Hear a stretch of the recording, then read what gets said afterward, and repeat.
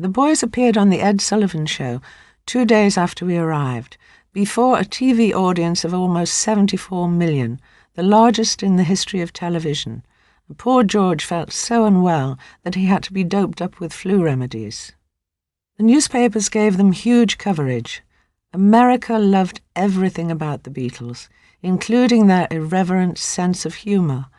When George was asked who the leading lady would be in their forthcoming film they were about to make, A Hard Day's Night, he quipped, "We're trying for the Queen."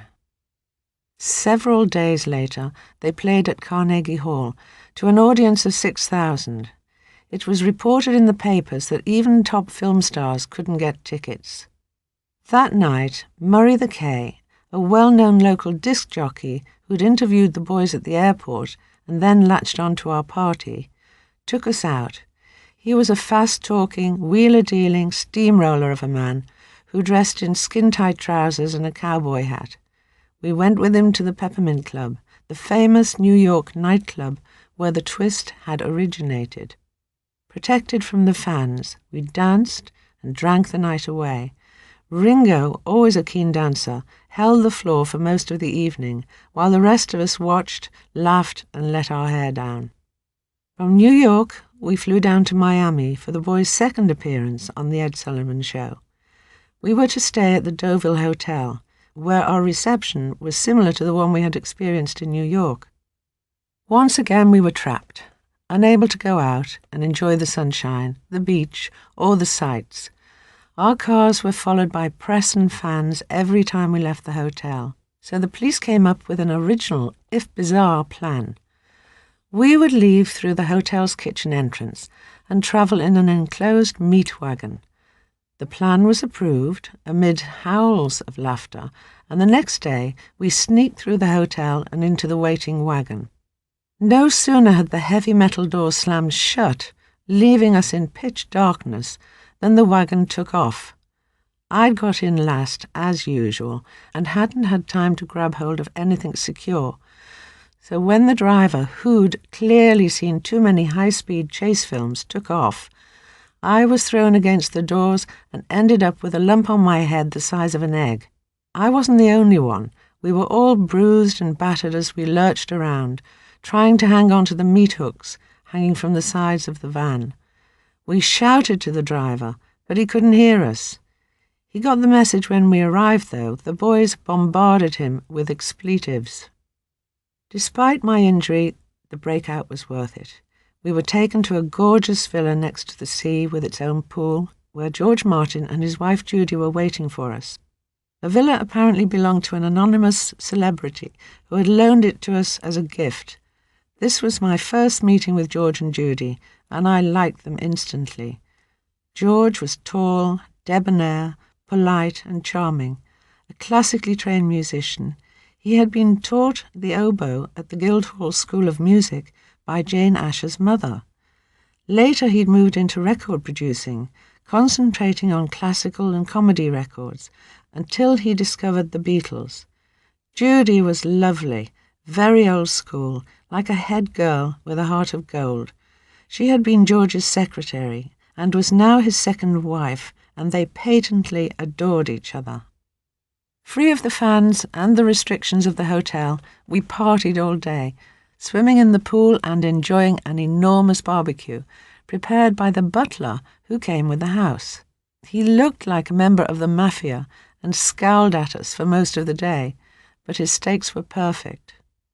As our stay in the States drew to a close, we longed to be back home. Although the boys were delighted that they'd gone down so well in the US, 2 weeks of being besieged in hotels, prodded, pushed, and treated like zoo exhibits was enough. None of them had found their enormous celebrity truly enjoyable, and this had become even more apparent to them in America. They hated feeling trapped, unable to wander down the street or pop into a shop. They hated being constantly accosted by strangers, and they hated being shoved, squeezed, and even carried by police and security men every time they had to run the gamut of the fans. At least in Britain, they could retreat to the comfort and the safety of their own homes. Back in London, we barely had time to draw breath before the boys started making their first film, A Hard Day's Night. The title, used for a hit single as well, came from a phrase Ringo had used to describe the non-stop exhaustion of touring and performing. John was excited about making a film. It was another creative medium for him to explore, and he was fascinated by the whole process. But he hated having to get up at dawn to be driven to the studio. He wasn't home again until 7 in the evening, by which time he was exhausted. The whole film was shot in the space of a few weeks. It went on to become the most successful pop film ever. The royal premiere of A Hard Day's Night was to take place on July the 6th, in the presence of Princess Margaret, and 4 days later the Beatles were to attend the Liverpool premiere, followed by a civic reception for the city's newest heroes. John had enjoyed making the film, and he was delighted with the finished result. We all hoped it would do well and show the public that there was yet another dimension to the Beatles. On the evening of the London premiere, John, Paul, George, Ringo, Brian and I were driven to Leicester Square, the venue for all major London film premieres then and now. As we passed through the streets lined with cheering fans, held back by rows of police, John stared out of the window and asked what was going on. "Is it a cup final or something?" he asked. When Brian told him that they were waiting to see the Beatles, he was genuinely surprised. Despite all the screaming crowds he'd been confronted with over the past 9 months, he still wasn't prepared for them. As the flashbulbs popped and we stood on the red carpet waving and smiling, I thought back to when I had been living at Mimi's, hidden away and managing on a pittance.